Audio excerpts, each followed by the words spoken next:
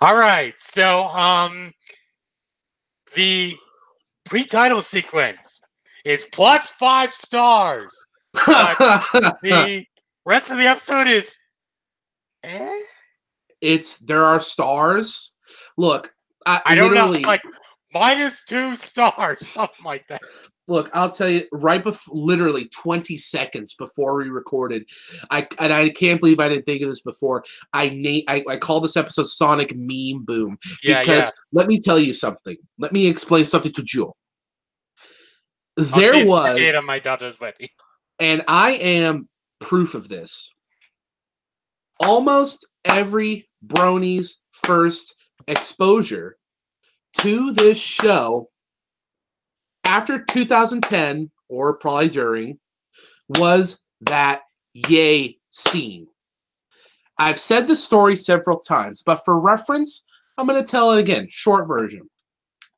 When I heard about this show while I was surfing through other fandoms, a bunch of the fan fiction writers or artists or even a couple content creators had talked about how they all got upset. They all got swept up by the God. That feels like a freaking lifetime ago. They all got swept up by this hot new show called Friendship is Magic. They're like, dude, it's cool. It's My Little Pony, but it's written like an actual cartoon, and it helps break down gender norms. And if you want my opinion, it's probably broken down more gender norms than Steven Universe believes it actually has.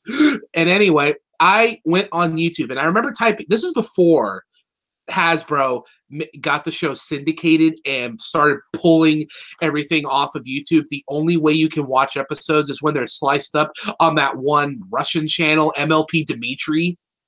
Or something, and it's like the only one that doesn't get taken down, but the videos get millions of views. Point is, I typed in MLP. What's the first thing that comes up? Fluttershy being cute compilations. What's the first video? In almost all of them, or it's in there at some point, there were two things: the yay scene and the "she's an evil enchantress," and those two scenes. Yeah. This scene. And it's what made Fluttershy my favorite, because she was the first one I saw, and I'm like, that's freaking. I was a sophomore in high school. What the hell happened to my? No, I was a junior, I think. What the hell happened to my life? Yeah, anyway, I was right before I was turning 21. Point I was is, about to be legally able to get shit faced, and I was watching this shit. Point is that if it wasn't for that opening scene, I may or may not have gotten into the show, and I accidentally watched the season 2 premiere instead of the season 1, which in hindsight 2020, I'm really glad I did that, because oh my gosh, it's so much better. The point is, this episode, despite every negative thing I'm about to yell, well, not yell because I got family home, but despite every negative thing I'm about to throw at this episode, I cannot undermine enough that, because the last episode was the Pinky Skeptic one, right? I cannot that one was pretty important, but and so was Art of Address. I cannot understate enough how important this episode is to the fandom, because Art of Address gave us 20% cooler. This episode gave us Yay and the Sonic Rainboom. As soon as that Sonic Rainboom, everyone saw that for the first time, it would kick off a chain of events of memes and fan projects and some dude making a show called Double Rainboom that was really hyped up, but then it ended up not being great. But that's rehashing arguments from 4 years ago. Let's go. First scene. Okay, so let me just kind of give you a little preface for this. So, first of all, this pre-title sequence is fucking legendary. Legends. It's legend. Wait for it. Nary. It's so good, though. It's actually good. Let me just say, the first convention I went to was back in 2012, Midwestria. This was between seasons 2 and 3. And M.A. Larson was one of the guests of honor there. So, since I knew M.A. Larson wrote this episode, I went up to him and I said, where did you come up for the idea of the now legendary pre-title sequence of Sonic Rainboom? And what he said gave me kind of an inner working of his psyche and how he was able to formulate these characters and these moments. Inner working of his psyche, John? Yes. The inner workings of the inner machinations of his mind are an enigma. Let's just say that. Before he was a meme, he was a man. Yes. So he basically said that with the characterization of Rainbow Dash and Fluttershy, Rainbow Dash being cocky, abrasive, all that stuff, and Fluttershy being very timid and low and all that kind of stuff, and very quiet. He said that those two characters playing off each other would have been perfect for a scene like this. So that's why he did it. And let me just say, going through this line by line for a minute, now what have we learned? Everyone says lots of control, but it's not bad. It's actually loss of control. Loss of control. Yeah, Yes. yeah. Loss of control, screaming and hollering, and passion. That is definitely an element of a good cheer. And considering... Bow, chick, bow, wow. So now that you know the elements of a good cheer, let's hear one. Yay. Funnily enough... Kicked off a movement. Funnily enough, that was the scene that I showed my father when I told him I was a brony. He told me this.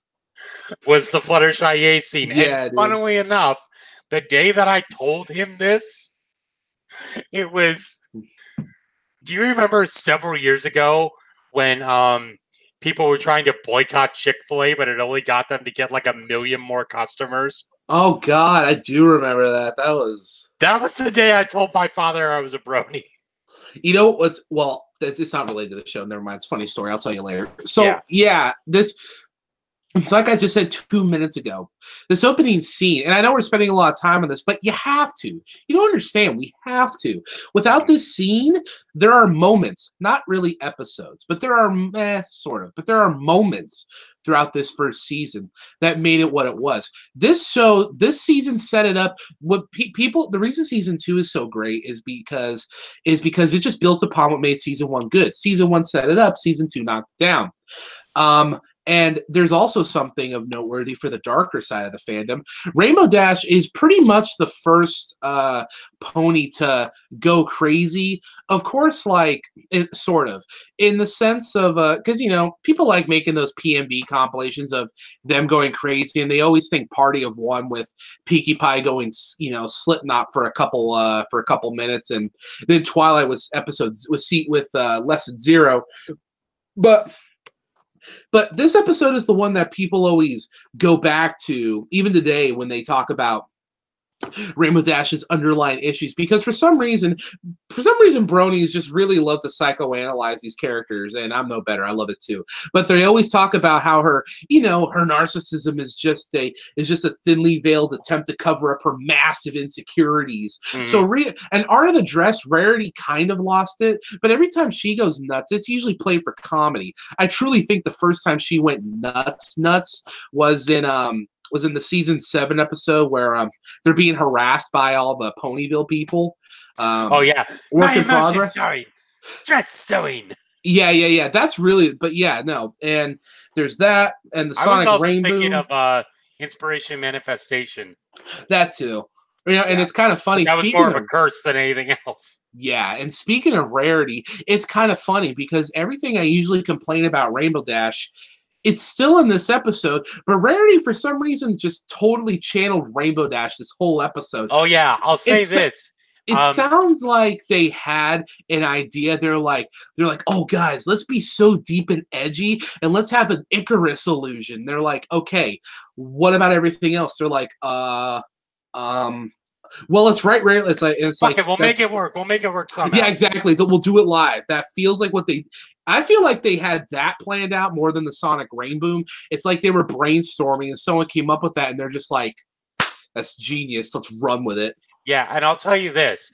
One of the things, and this is kind of, it's still very similar to my viewpoint. When Brian and I did the commentary for this, I literally said in the commentary, if it wasn't for Rarity, I would have loved this episode. Because Snakeskin, I know you're not a Rainbow Dash fan. No. She never really hit me in those. You have to remember, I was still sore about Dragon Shy. Oh, and I totally get that, and I didn't like Rainbow Dash in that episode either. Yeah. But it's the sort of thing where from episode to episode, she never really bothered me in a sense. So like I was saying, if it wasn't for Rarity, I would have loved this episode.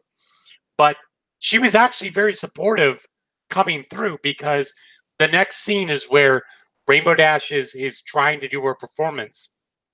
And she does all the first two things perfectly. And it's just Fluttershy going, yay, and woohoo, and all that stuff, very quietly, very timidly. And she tries to go for the Sonic Rainboom. And what's interesting is a little animation thing that you'll notice. The first time she attempts it in this episode is with one hoof out. And she almost breaks the sound barrier, but it flings her back. She falls into the Golden Oaks library. And I have to say, it was, what was it? Rarity, Applejack, Pinkie Pie, and Twilight were all helping Twilight organize books and stuff like that in the library. And basically, Rainbow Dash comes in and completely destroys the library again. All the books are on the floor. It's like, looks like we'll have to clean this up again. Ah, so wrecked. But yeah. So does that mean Twilight was channeling JonTron there? Doesn't the entire internet just channel him? I mean, every time he does something, it gets copied. He's a living meme, I swear. He is. He's the birth of modern meme. Here's how it goes. It goes George Carlin, Mystery Science Theater 3000, angry video game nerd, JonTron. Yeah, exactly. You can't change my mind. Yeah. Sonic Colors is a game where Sega decided to not fuck up. But if you accidentally press A and B together, you accidentally buy a $3,000 engagement ring bag. I need to watch that one again because it shows the Sonic Team riders like doing a whole bunch of coke while Slayer's blasting in the background. Yeah, and then you have one where it's this like black chip giving head to one of the employees. Yeah. And it's funny because it's right at the beginning of Angel Death where the singer does that really high pitched scream, so you just hear ah, and then they do all. Oh, that's video is so great. JonTron's great. Anyway, yeah. Sorry, but going back to the episode. And this is something I have to bring into this because it was in the commentary, and I don't know why I said it. But when the books come through and everything's crashed around, Twilight literally lifts her head up and there's scrolls in her mouth. And I literally go, I wonder how many scrolls she can fit in her mouth. Like, seriously. Bow chicka bow wow. Wait a minute. Right. So it's at this point in the episode, isn't this where Rarity gets the wings? Yes, it's where it's basically like basically they're all like what's a Sonic Rainboom, and I love Pinkie's line, you really need to get out more. But it's like, I've never seen it, but I've heard about it. It's amazing, and it's like best young flyers competition. Individuals who are just like, hey, these are Pegasus who are the best of the best, as young flyers are trying to kind of like I don't know what you would call it, like those games that you play in like the gym where it's like pass the baton and shit like that. Yeah. Kind of reminded me of that. Exercises. Yeah, but it's that kind of thing. So it's for younger ponies, which kind of makes it seem like, Dash is probably only like maybe 15 or 16 at this point. Yeah. So it's the sort of thing where Pinkie's basically, Dash is like, that was a truly feeble performance. You can't have that feeble cheering or whatever. And it's like another meme-worthy moment. It's like, what are you two arguing about? Are we arguing? I'm sorry. I love that line. But basically, Dash goes back out to continue practicing, and Fluttershy is like, she's practiced that move 100,000 times, but she hasn't even come close. I just don't know if I can cheer her loud enough to help her. And so Rarity's like, you need to find a spell that could get us wingless ponies into Cloudsdale so we could have a bigger chariot section for Rainbow Dash. And Pinky's like, here, page 47. And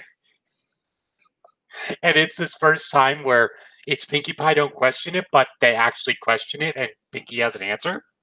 Which is rare, by the way. Yeah. So Applejack's like, how'd you do that? It fell on him. It fell on my face when Rainbow Dash knocked me into the bookcase. I'm like, convenient. So speaking of things out, like I actually liked Rarity's wings. What I didn't like was the makeup that she got later. The big giant red lips and that weird headdress. I thought Ronda Rousey had weird makeup. Yeah. What's up, Ursula? Yeah, no. So like it got to the point where if she had looked how she regularly did with the wings, I would have felt bad. But after that makeup, I'm like, man, you deserve it. You deserve to plummet to the center of the damn earth. Yeah. You deserve to have an Icarus moment, you fuck. OMG, girlfriend. Your foundation game is hella whack. I know it just sounds like a bunch of random gibberish, but if you grew up in California going to school, those are actual things. Oh, yeah. And like I told you, I had a Valley Girl in my high school, so I got to see some of that shit. She must have suffered over there because the coldest the coldest I've ever been in is like low 30s, maybe 29 at the absolute worst. And I know what you're gonna say. You're gonna say, 29 degrees is like a summer breeze, spring breeze for us. Well, you know what, John? We can go from like 20 to like 120 in like a second. Okay. I'll tell you this. Last Wednesday, we literally had a deep freeze where it was -24, but with wind chill it was over -50. Dude, darling, bro shot. I literally was almost drowning when I was in Los Angeles this weekend. Okay. I stepped in a puddle, John. Do you know I hate wet socks? They squelch and stuff. Oh, yeah, I know. I hate that too. It grinds the hell out of my gears. So at this point in the episode, doesn't Spitfire do a thing? No. Okay, basically, it's where they basically Twilight finds an easier spell because it was harder to do more than once. So basically, the butterfly wings that Rarity gets is called it is made out of morning dew and gossamer, which is interesting, especially with the fact morning dew, that's just cold water on grass. Like, what the fuck? But anyway, I just gotta wonder, is there any fluidity to those wings? Like, is there a volume that you can measure it? I just broke your brain. Probably, maybe, yes. So, we also have to mention that, what was it? Hoops and I forget the other guy's name, but the jock ponies in this episode. Oh, you mean Rainbow Dash's old bullies? Yeah. Oh no, I just substitute them for names of my actual bullies, but I think that's a legal offense. So for now, we'll call them Dumbbell, Track and Field, and Unpleasant Locker Room Experiences. Dumbbell was one of the other ones. Wait, was that actually one of their names? Yes. Oh my god. Yeah, Hoops and Dumbbell was two of the three. It's funny though, in fanfic, my pony fan fiction, I think one of them is like called Kevin. That's such a bully douche name too. Kevin, Travis, maybe Trevor. Chris could go either way. Oh, and Alex. Alex, people are like, oh, Alexes are so nice. Alex is more than just unisex. You know what I'm saying? Yeah, I actually had a guy. Brian? I actually had a guy by the name of, I think it was Travis. He was a fucking asshole. Should have punched him in the throat, bro. That's what I did. No, he was a thick boy like you. Oh.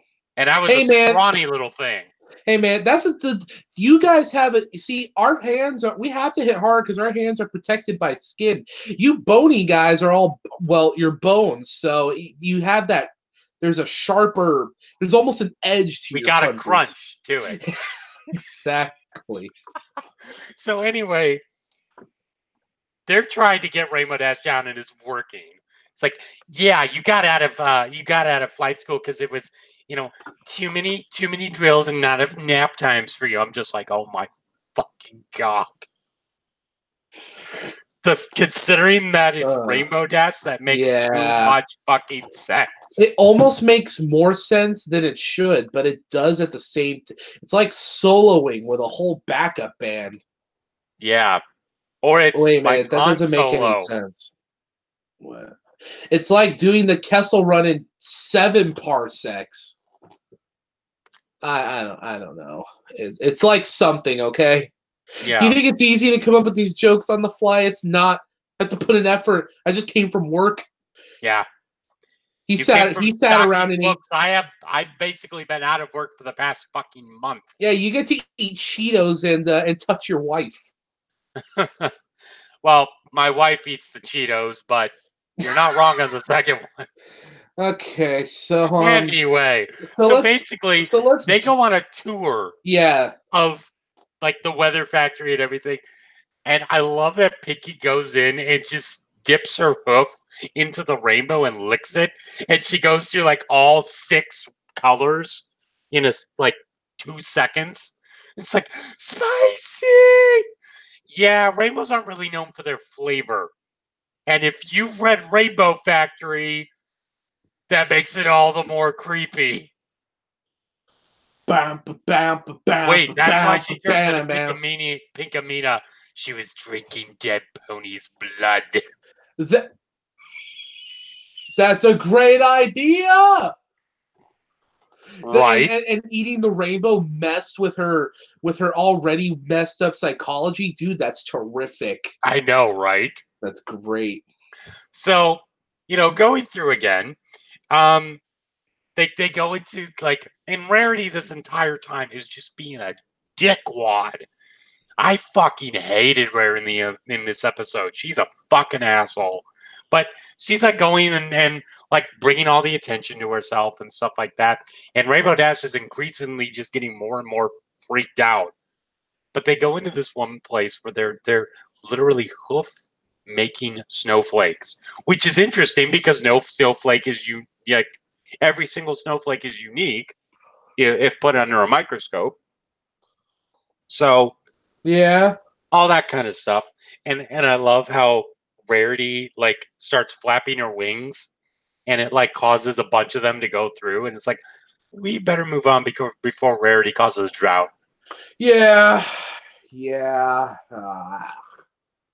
Rarity in this episode. My God. And here's the thing. Like, at least with Rainbow Dash, that's all the time, so I'm used to it. When someone else does it and it's not part of their usual character traits, it's more glaring, and ergo, it pisses me off more. So, and the funny thing is that it's the lack of self-awareness too, because like honestly, Rainbow Dash and Rarity's positions honestly feel switched. I mean, think about it. One of them has a chance to really move forward in her career and and she's trying her best to get ready and impress the higher ups, and then the other pony is like, hey, I got this cool thing, I'm totally gonna hijack this nonsense and I'm gonna be a super cool guy and show everyone how dope I am. But it's like, wait a minute, shouldn't this be the other way around? But then Rarity can't fly, so then they don't get the sonic Rainboom. So it just feels, I mean, granted, season 1's, and at this point Rarity had only had the one good episode, so whatever, but still, it just very glaring to me is what I'm trying to get across. And I'll have to kind of say something kind of counterintuitive to all this, because I have to mention this. M.A. Larson said that Rarity was his favorite character to write for in this episode. So he went nuts on her, going nuts like this. Okay, so M.A. Larson only knows how to write one character type. So he's a great writer, but It took him a while to get there. Yeah, just don't give him rarity. Mm-hmm. Now, going back, Rarity eventually decides, you know what? I'm going to join into the Best Young Flyers competition, which I'm thinking, wait a second, shouldn't this have been like with a background check and all that stuff? But nope, she just waltzes on in there, untouched, basically. And basically, it's where Rainbow Dash finds out she's number 2. And she keeps flipping her own, like she keeps switching the numbers on each pony. Excuse me. Where she eventually gets to be number 15. And Rarity's number 4, and Rarity's getting ready. And it's like, I'm gonna be an teensy beansy with bit longer. Want to be a deer and just have someone go out. And I love like the backstage announcer lady. She's just like, I don't care who's gotta go, but some ponies gotta go. I love her accent. It's so cute. Or her voice is really cute. Some ponies gotta go. Did you eat your gefilte fish? You just gotta get out there and do your stuff, man. I don't know what else to tell you. Why the fuck did we have a character like that in SpongeBob? Because that would have been a good idea, and SpongeBob ran out of mostly good ideas after the first movie. And then most of the other good ideas went 12 years later into the second movie, which I honestly thought was pretty good. What, Sponge Out of Water? Yeah. Yeah, that was actually a pretty good movie, especially it felt the ending like, wow, where it's like a dolphin and like a cosmic bean are doing a rap battle. Yeah, dude, it actually felt like, wow, it's SpongeBob with modern humor, but the humor is actually done well. It's like, wow, where has this SpongeBob been literally for the last 9 seasons? Mm-hmm. Yeah. Or whatever. I hear it's a little better now. And Nick's not going to cancel that shit. It's the only thing left from their golden era. Fairly Odd Parents is gone. Zim and Arnold just can't. Well, Arnold already did, but Zim's coming back for a one-off. Same with Rocco. So, like, there's no Jimmy Neutron. There's no Tack and the Power of Juju. So, SpongeBob's all they got. At least they're not bringing back Wild Thornberries and Rocket Power. Hey, Rocket Power, okay. Hey, at least Wild Thornberries had Flea. Yeah, smashing. Oh yeah, and you remember that meme that they did for podifying it? My little smashing. Yeah, of course I did, and it doesn't help that John Delancey is whether he meant to or not is channeling Tim Curry so hard as Discord. Right. Well, honestly, if you think about it, with John Delancey in the role of Discord very much is like nowadays he feels like what Robin Williams was as the genie, except a little bit more malicious, like the reference humor and stuff. So, like if you remember in Aladdin, one of my dad's favorite lines from the genie was when he grabs his shirt like a tie. It's like, I can't believe this. I'm losing to a rug. Or, all right, Sparky, here's the deal. You want to court the little lady, you got to be a straight shooter. Do you got it? Your line is, I need to free. I wish to set you free, Genie. Anytime. That's great. That is my favorite of the old school Disney movies. Oh, dude, it's great. And I gotta say, Will Smith is probably gonna have to do a bang up job for him to, even come close and this to could be considered a compliment or a stealth insult. But I'll tell you this: he'll probably be the best part of that damn movie. Mm-hmm. I mean, he has the good humor of like Men in Black and stuff like that, so he can do it. Will Smith is a very funny actor. His comedic timing is great, but ever since Pursuit of Happiness, he's really tried to tell everyone, hey guys, I'm a serious drama actor now. And he doesn't talk like that at all. But, and it's just like, man, You're such a better funny actor. Mm-hmm. Or like iRobot, he was serious, but he still told some jokes now and then. That movie was I think that movie was great. Oh, sorry, I'm allergic to bullshit. Oh, shut up. I like that movie. I love that movie too. Anyway, back to the episode. So they have to go out together. And Rarity's line here literally made me go this to her. Literally made me double flip her off. It's like, oh, I took the liberty of changing the music. That rock and roll doesn't really match my wings. Oh my gosh.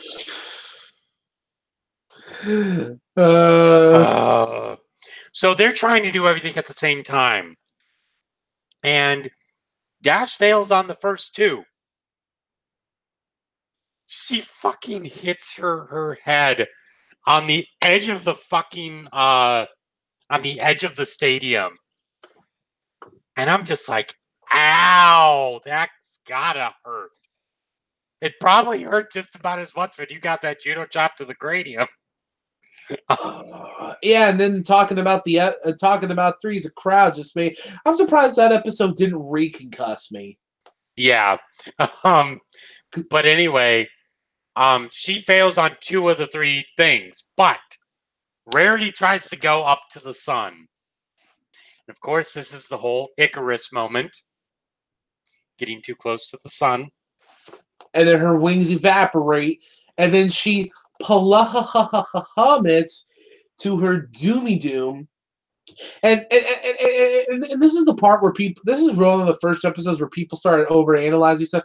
They're like, wait a minute, how can Rainbow Dash be going that speed? And, blah, and Death Battle's like, for Screw Attack, they're like, she was actually going Mach 10. That's the point where I'm like, it's a cartoon, god damn it. It's just, she was going fast, and she just turned around and saved her friend, because they're not going to kill off one of the main characters, one season in, okay? Just chill. Or you know what? We could just be like that one guy who does those what was it? That fucking that college slideshow thing. It's like where the butterflies had to have been made by dark matter. Dark matter, yeah. I mean, dude. Would you not? Would you not? Wouldn't you want them made of dark matter? That'd be sick, right? It's just like matter and antimatter from Star Trek, just way cooler. Yeah, it really would be. So Rainbow Dash turns around to save her, but she's like Irma Gerd. Oh wait, Equestria. She's like Irma Solurster. I'm not going to be able to save her. And even better, the Wonderbolts dive in, and she just like Rarity fucking bitch slaps all of them. Knocks them the fuck out. Yeah, because, and I understand it was in the moment, but like, I hate it when stuff like that happens in cartoons and stuff where people are freaking out and they make their situation worse like that.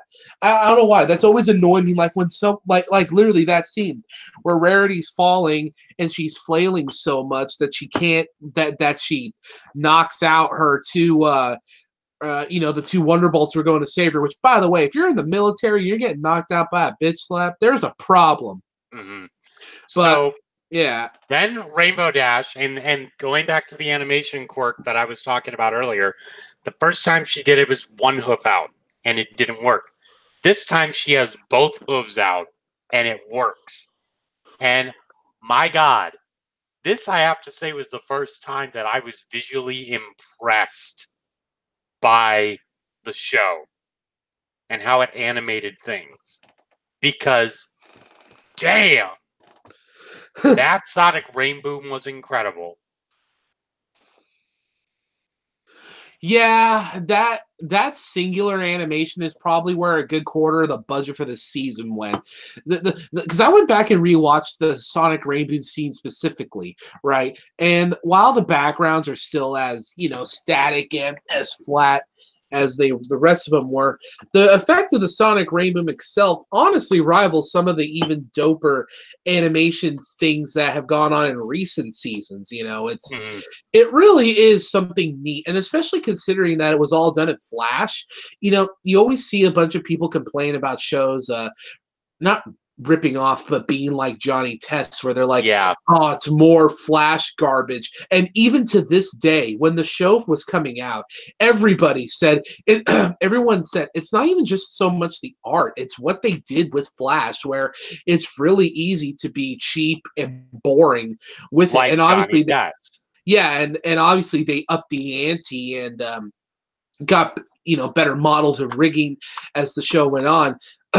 But like, it's no wonder that because in season 1 and 2, when they were working with the budget they had to focus more on body movements and cinematography than they do in newer seasons, where they have better models so they could pull stuff off. But I remember that when people were analyzing these first 2 seasons, and they were talking about stuff like camera techniques and all this focus and unfocused stuff, because I'm not saying they had to work harder than newer seasons. If anything, they probably work about the same amount of hard, but it's almost slightly more impressive in these older seasons, because if you watch an episode from now, if you watch this episode and then watch this episode from now, you can see an instant difference. So it really lends credence to, the animation is why the animation's so good that saying the animation is good at this point, it's just like, well, yeah, even people that don't watch the show already know that, but it was an important selling point at one point.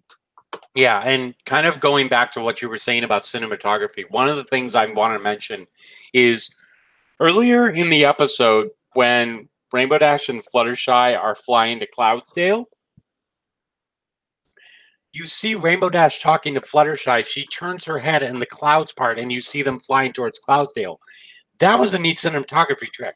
But going to the Sonic Rainboom itself, the cinematography here was interesting because it was the Rainboom itself and Dash flying away from it. Then it shows underneath the Rainboom with Rainbow Dash flying past. And then it shows the stadium and the colors that came through to the stadium, which is really interesting in how they shot everything. And I love how Fluttershy just goes nuts. And I'll say this. When I first watched this episode, it actually gave me feels, especially hearing Fluttershy go nuts like that. Yeah, where she just straight up sounds like Pinkie Pie. Well, yeah! Go Rainbow Dash! And so she gets crowned she gets crowned